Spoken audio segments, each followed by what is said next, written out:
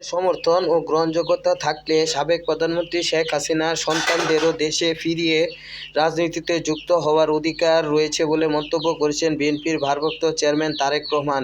তিনি বলেন, কে রাজনীতি করবে সে সিদ্ধান্ত শেষ পর্যন্ত জনগণই নেবে। শুক্রবার রয়টার্সের এক সাক্ষাৎকারে শেখ হাসিনার সন্তানরা বিদেশ থেকে ফিরে রাজনীতিতে যুক্ত হতে পারবেন কিনা এক প্রশ্নের জবাবে তারেক রহমান বলেন, যদি কাউকে মানুষ গ্রহণ করে, যদি মানুষ তাদের স্বাগত জানায়, তাহলে যে কারো রাজনীতি করার অধিকার রয়েছে। একই সাক্ষাৎকারে তিনি নির্বাচনের পর ঐক্য সরকার গঠনের প্রস্তাব নাকচ করেছেন। তার ভাষ্য, রাজনৈতিক প্রতিপক্ষের সঙ্গে সরকার গঠন করলে সংসদে বিরোধী দলের ভূমিকার প্রশ্নের মুখে পড়বে। এ প্রসঙ্গে তিনি বলেন, আমার রাজনৈতিক প্রতিপক্ষের সঙ্গে কিভাবে আমি সরকার গঠন করি, তাহলে বিরোধী দল কে হবে? নির্বাচনী সম্ভাবনা নিয়ে তারেক রহমান বলেন, দলটি সরকার গঠনের জন্য প্রয়োজনীয় আসন পাওয়ার ব্যাপারে আত্মবিশ্বাসী, তবে সম্ভাব্য আসন সংখ্যা নির্দিষ্ট করে জানাননি তিনি। বিএনপির ঘনিষ্ঠদের ভাষ্য, ৩০০ আসনের মধ্যে ২/৩ বেশি আসনে জয় পাওয়ার লক্ষ্য নিয়ে দলটি এগোচ্ছে। নির্বাচনে বিএনপি ২৯২টি আসনে প্রার্থী দিয়েছে, বাকি আসনগুলোতে তাদের জোট সঙ্গীরা প্রতিদ্বন্দ্বিতা করছে।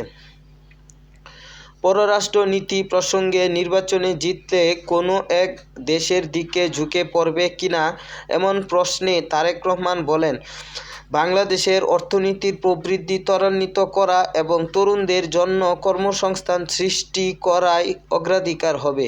তিনি বলেন, আমরা যদি সরকারে থাকি তাহলে আমাদের তরুণদের জন্য কর্মসংস্থানের ব্যবস্থা করতে হবে, দেশে ব্যবসা-বাণিজ্য আনতে হবে, যাতে নতুন চাকরি সৃষ্টি হয় এবং মানুষ ভালো জীবনযাপন করতে পারে। তিনি আরও বলেন, বাংলাদেশের স্বার্থ সার্বভৌমত্ব রক্ষা করে যেই আমার জনগণ ও দেশের জন্য জুতসই প্রস্তাব দেবে, তাদের সঙ্গে আমরা বন্ধুত্ব রাখব, নির্দিষ্ট কোনো দেশের সঙ্গে নয়। প্রসঙ্গত, সাম্প্রতিক রাজনৈতিক পট পরিবর্তনের পর শেখ হাসিনার নেতৃত্বাধীন আওয়ামী লীগ বর্তমানে নির্বাচনী প্রক্রিয়ায় নেই। শেখ হাসিনা দেশ ছাড়ার পর তার পরিবারের সদস্যরাও দেশের বাইরে অবস্থান করছে এবং তাদের বিরুদ্ধে থাকা মামলাগুলো বিচারাধীন রয়েছে।